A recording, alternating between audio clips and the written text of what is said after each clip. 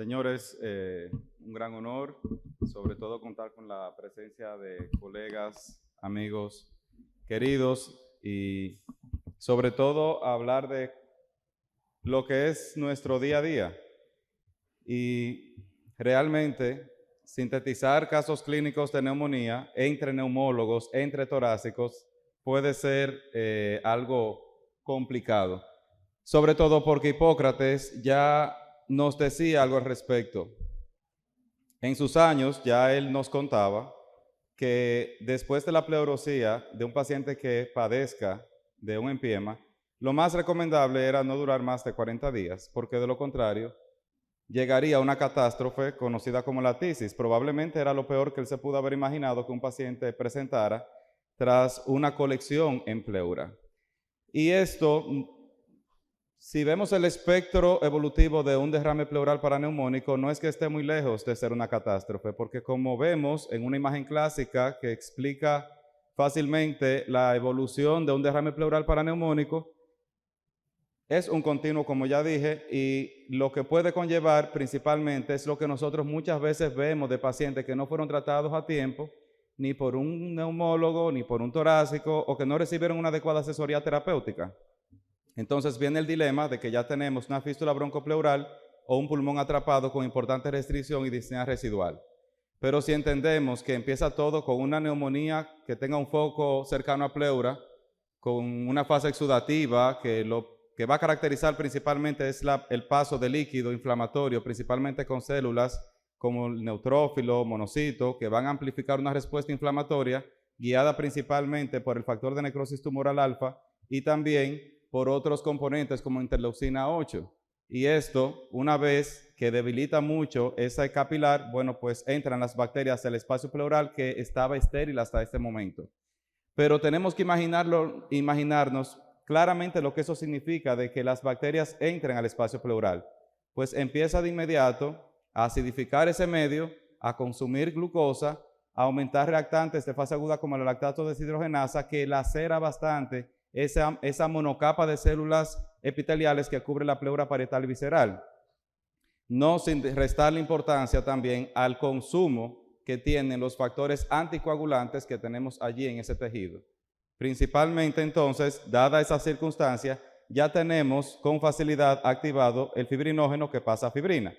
Ya podemos ver en imágenes, le pueden preguntar a Iranya, que fue la última que se entrenó en sonografía pleural, la importancia que tiene que esto no llegue nunca al paciente, la formación de tabiques, la formación de una capa gruesa en un derrame pleural, porque realmente implica un riesgo. Pero si vamos a categorizar el derrame pleural como una complicación en los pacientes con neumonía, no podemos dejar de hablar de los gérmenes y obviamente el impacto que esto tiene, porque no podemos olvidar que hasta un 5% de las neumonías que manejamos ambulatoriamente pueden tener un derrame pleural paraneumónico, pero un 40% de los que están hospitalizados pueden tener un derrame pleural paraneumónico de gran o de poca cuantía, y lo importante es sospecharlo. Pero si vamos a ver, la mortalidad puede alcanzar hasta un 15% en condiciones cualquiera. No estamos hablando especificando grupos de riesgo, si hay comorbilidades o no. Estamos hablando cifras, como en buen dominicano decimos, cifras brutas, cifras totales que han sido medidas. Pero si vamos a hablar, como ya les comentaba, de los gérmenes, importantísimo la de abajo, la flora, tanto que es mixta, aerobia como anaerobia, pero es gran negativa, que se ve mucho en los pacientes hospitalizados, que consumen bastante días cama y antibióticos de amplio espectro que lo requieren. Esta parte, lo que implica, como ya les comentaba, es un desorden principalmente inflamatorio y que no escapa a que sea cotidiano. Si vemos la casuística de Canadá, que ellos buscaron retrospectivamente los casos que habían manejado de neumonía complicada con derrame pleural paraneumónico en casi una década, fue en ascenso, a pesar de que ya tenemos tomografía, a pesar de que ya tenemos mejor uso del ultrasonido torácico, a pesar de que ya tenemos infectólogos ayudándonos en el manejo de las complicaciones infecciosas. Y bueno, qué mejor forma de explicarles que con Wilfredo. Wilfredo es un pacientito que les traigo, un masculino de 29 años. Él se dedica a ser mensajero, obeso, consumidor de cigarrillo electrónico, que nos llega con esa radiografía. vemos claramente que tiene una difusión pleural izquierda y que, bueno, si vamos a cuantificar la intensidad es importante, ocupa prácticamente la mitad del pulmón. Viene con los síntomas característicos y realizamos esa tomografía. Entonces vemos esa importante colección que está, digamos que delimitada por una capa bien gruesa con nivel hidroaéreo en su interior y que prácticamente el 80% del pulmón está totalmente ocupado por esa cápsula. Lo que realmente nos interesa de este caso es que, primero, ya por la imagen y por lo que drenamos en el líquido, en la toraco, que fue pus franca, ya por eso estamos complicados, eso no amerita tanta discusión entre neumólogos, pero ese germen, auxilio realmente, lo habíamos ingresado inicialmente con ceftriaxona y clindamicina, pero ya como tenemos ahí una grande liga que es la Klebsiella con una importante resistencia, pues llamamos a nuestros amigos aquí, los infectólogos, para que nos ayudaran, quienes cambiaron la ceftriaxona por ceftazidima. Hay un punto importante y es que las guías son claras en cuanto al manejo de procesos en pleura que no sean totalmente drenables y que sean de origen infeccioso. Claramente van a discusión multidisciplinaria.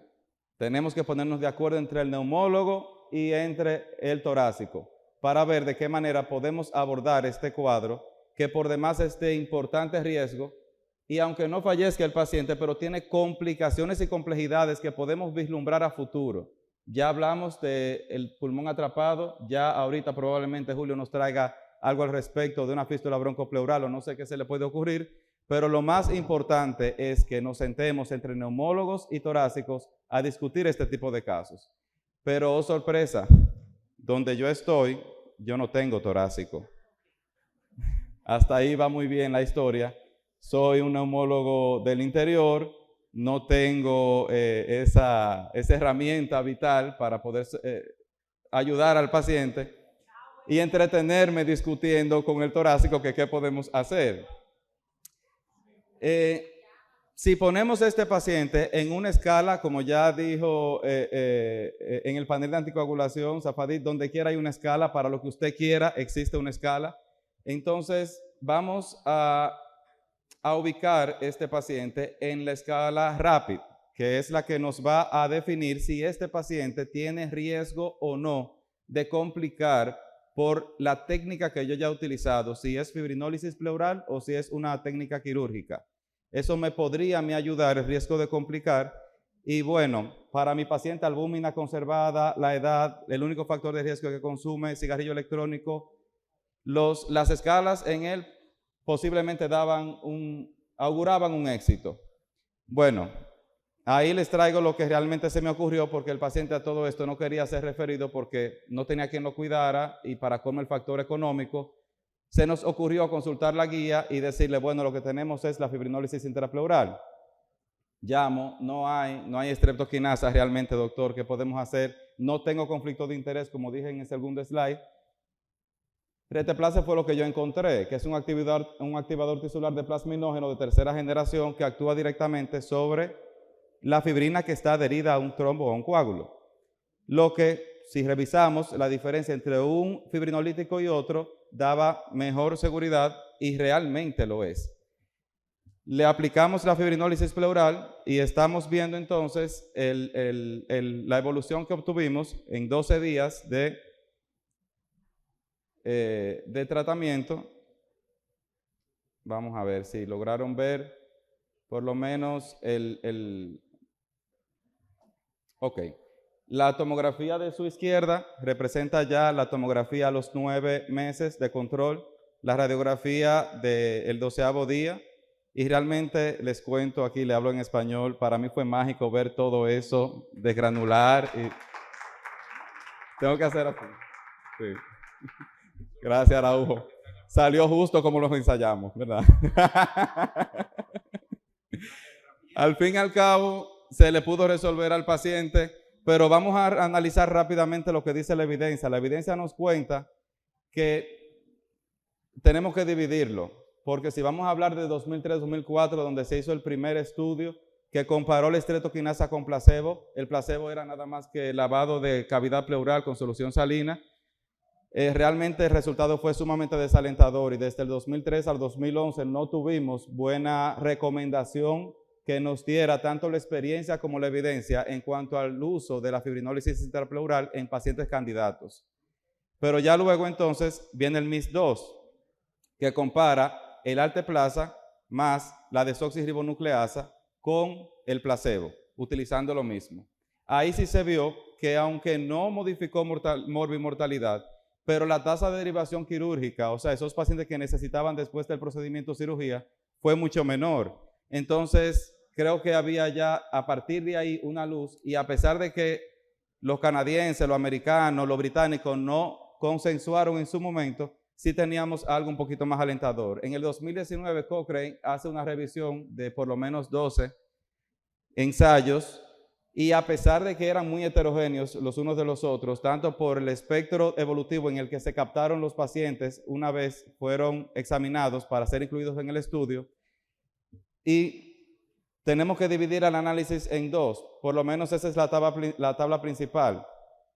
El estudio que evidenciaba menor riesgo de complicaciones en cuanto a la metodología fue el único donde el placebo fue superior a la fibrinólisis. Pero cuando uno engloba todo, a pesar de que había un 88% de heterogeneidad en la población que se incluyó en todos esos ensayos, yo sé que numéricamente no da, que me agarrará un epidemiólogo y me va a picotear cuando yo diga esto, pero por lo menos en la práctica para mí es alentador entender de que cuando se conglomeraron todos los pacientes, la tasa de derivación quirúrgica de todas maneras se mantuvo baja.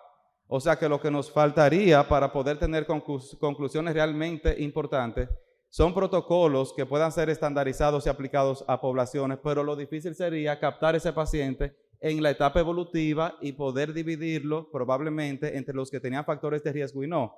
Yo lujurando probablemente un estudio que a alguien se le pueda ocurrir.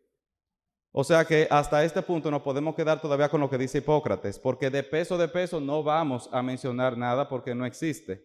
Pero este documento de consenso, de postura de especialistas que se publicó el año pasado, fue realizado en aproximadamente 18 hospitales de Estados Unidos, entre neumólogos y torácicos se juntaron y definieron 11 preguntas. 11 preguntas que eran sacadas principalmente por la experiencia de ellos en la práctica.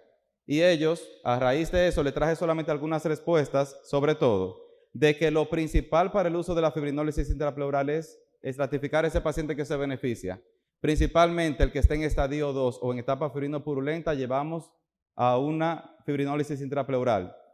Que no se recomienden a aquellos pacientes que están en etapa organizada, o sea que ya tienen una cápsula, ahí vamos a llamar de inmediato a los torácicos que vengan y que metan manos aquí, porque obviamente no vamos. Y ustedes dirán, pero usted hizo lo contrario. Bueno, el estudio no se había publicado. Entonces, de igual manera, le fue bien. O sea, la tasa de fracaso en pacientes que lo utilizan ya organizado es mayor. Y de igual manera tenemos que tomar en cuenta que no tengan disgracia sanguínea, que no tengan ácido acetil salicílico agregado al momento del procedimiento, y en contraparte, sí mantener la adecuada condición proteica, sí mantener la anticoagulación profiláctica o terapéutica en caso de que sea necesario.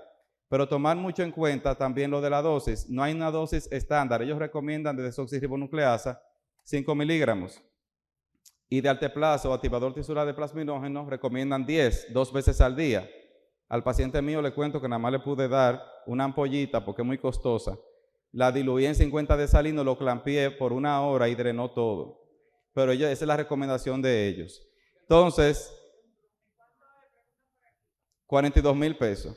Entonces, señores, para mí ha sido de suma importancia este año, ha sido de mucho crecimiento, mucho compartir, sentar cabeza de muchas cosas. La pandemia nos dio durísimo. Para mí somos una sociedad rica en valores, rica en gente que quiere trabajar y hacer las cosas de manera honesta y correcta. Muchas gracias.